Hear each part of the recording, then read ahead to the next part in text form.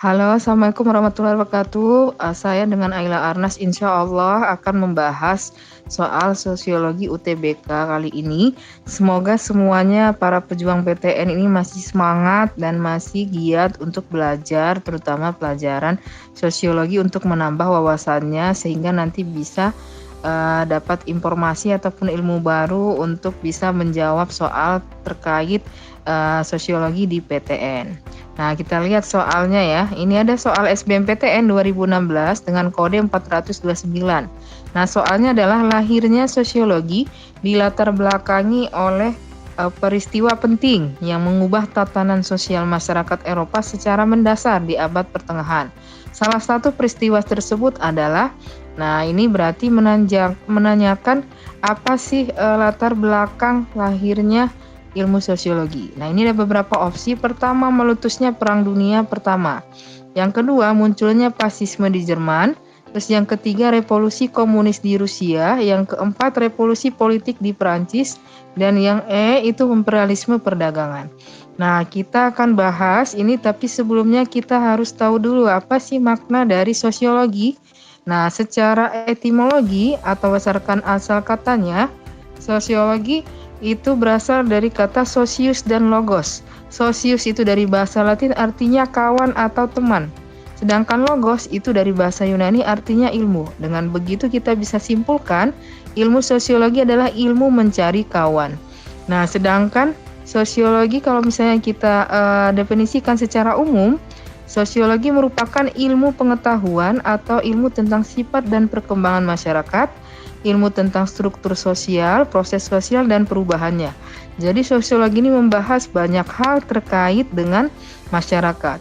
Nah, manfaat ilmu sosiologi itu apa? Pertama, untuk penelitian sosial, pemecahan masalah sosial, perencanaan sosial, pembangunan sosial, pengawasan sosial, dan juga untuk pembuat keputusan terutama nanti untuk pemerintah. Nah, objek kajian sosiologi itu apa? Masyarakat. Nah, itu terkait dengan hubungan antar manusia dan proses yang terjadi dalam hubungan tersebut. Nah, kajian sosiologi ini ada kategori tertentu ya, misalnya berdasarkan kekayaan, waktu, pendidikan, dan perubahan sosial. Nah, kemudian cabang-cabang ilmu sosiologi itu akan dipelajari di mana? Ada nanti sosiologi hukum, keluarga, gender, ekonomi, kesehatan, pertanian, politik, pendidikan, perkotaan. Nah, pokoknya banyak sekali nanti ya cabang-cabang ilmu sosiologi. Hampir semua mungkin jurusan itu dia mempelajari tentang sosiologi di dalamnya terkait jurusan tersebut. Nah, terus ciri-ciri ilmu sosiologi itu ada 4. Yang pertama ada teoritis. Teoritis itu apa? Menyusun hasil abstraksi berdasarkan observasi mendalam menjadi sebuah teori. Nah, terus ada empiris, itu berdasarkan fakta atau hasil observasi, logika, dan tidak spekulatif. Nah, terus yang ketiga ada pembaharuan atau penyempurnaan teori-teori lama atau teori sebelumnya secara logis. Kemudian yang keempat ada non-etis, yaitu tidak memandang baik atau buruknya suatu perkara, sehingga di konsep non-etis ini memunculkan konsep bebas nilai terhadap suatu hal. Nah, ini ciri-ciri ilmu sosiologi ini biasanya suka keluar ya di ujian PTN. Nah, ini mungkin bisa menambah wawasan.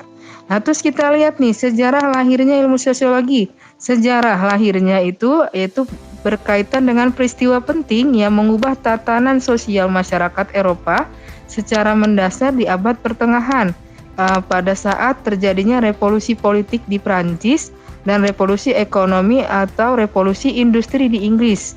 Nah, adanya revolusi-revolusi ini mengakibatkan munculnya fenomena eksploitasi pekerja, baik itu tingkat anak-anak, urbanisasi, demokratisasi, dan lain sebagainya. Nah, adanya persoalan-persoalan ataupun perubahan-perubahan yang terjadi itu tidak mampu dijawab oleh tradisi lama, maka dicarilah sebuah metode ilmiah untuk menemukan jawaban atas persoalan yang sedang marak terjadi pada waktu itu. Kemudian, dari situlah muncul ilmu sosiologi untuk membahas persoalan yang lagi bergejolak di masyarakat sebagai ilmu pengetahuan. Nah, rentetan revolusi yang dipicu oleh revolusi Prancis itu pada tahun 1789 sampai berlanjut ke abad 19 itu faktor langsung munculnya ilmu sosiologi. Jadi bisa dikatakan Kalau di sini faktor utama lahirnya ilmu sosiologi adalah karena adanya faktor dari munculnya revolusi politik di Prancis. Nah, revolusi politik di Prancis ini mempengaruhi lahirnya sosiologi dengan semboyannya itu liberté artinya kebebasan, égalité itu artinya persamaan, dan fraternité artinya persaudaraan yang memiliki dampak sangat luas baik di dalam maupun di luar negeri. Jadi ini secara global ya. Secara global baik di bidang politik, ekonomi dan juga sosial itu sangat berpengaruh besar. Nah, istilah ilmu sosiologi sendiri itu awalnya diperkenalkan oleh ilmuwan bernama Auguste Comte yang sampai saat ini dikenal dengan Bapak Sosiologi Dunia. Jadi kalau misalnya ada pertanyaan, Bapak Sosiologi Dunia siapa? Yaitu Auguste Comte. Dalam sejarahnya Auguste Comte ini lebih banyak memberikan pernyataan bahwa objek dari kajian sosiologi adalah manusia dan masyarakat yang memiliki hal ataupun yang saling berkaitan satu sama lain secara keseluruhan. Jadi nggak bisa dipisahkan. Nah, berdasarkan soal tersebut, kita sudah paparkan ya latar belakangnya munculnya ilmu sosiologi itu kapan, yaitu adanya peristiwa revolusi politik di Prancis. Oleh karena itu, jawabannya yang benar terdapat pada opsi D ya. Demikian mungkin untuk pembahasan soal kali ini.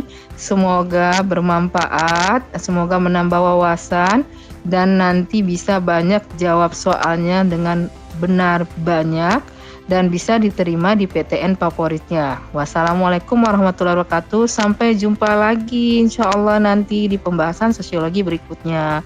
Sayonara semuanya. Jazakumullah khairan. Thank you ya semuanya.